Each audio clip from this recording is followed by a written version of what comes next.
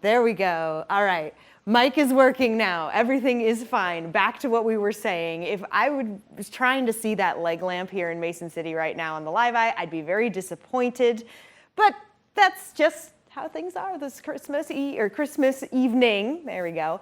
It is a bit foggy out there. Mason City showing off probably some of the thickest, but a reminder that the camera for Mason City is pretty high up in the sky, so it's a little further into the clouds.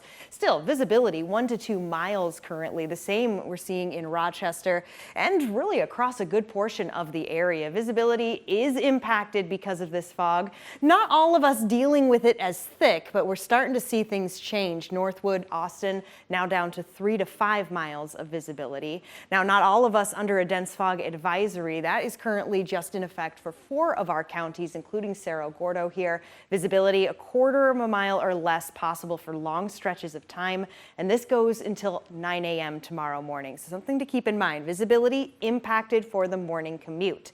All right, now on to the next threat.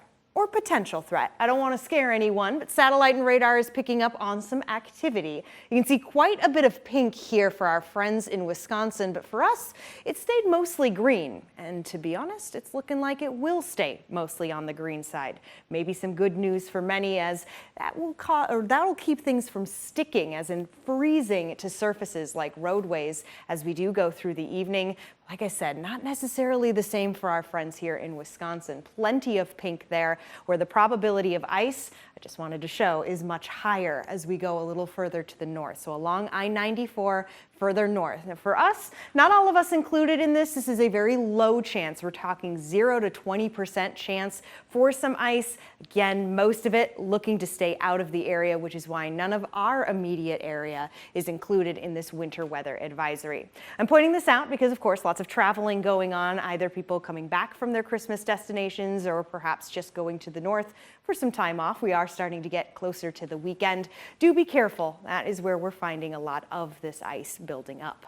All right, back to home now. Temperatures right around the freezing point, but still above it. Not much has really changed in the last, 3, 4, 5 hours, as temperatures have stayed warmer than freezing and look to remain that way. In fact, climbing as we go into the rest of the overnight into tomorrow morning. That is good news. As mentioned, it means when it comes to this fog, we're not tracking freezing fog, we're just tracking fog. So visibility impacted, but the chances for any of that freezing to the surface looking quite low.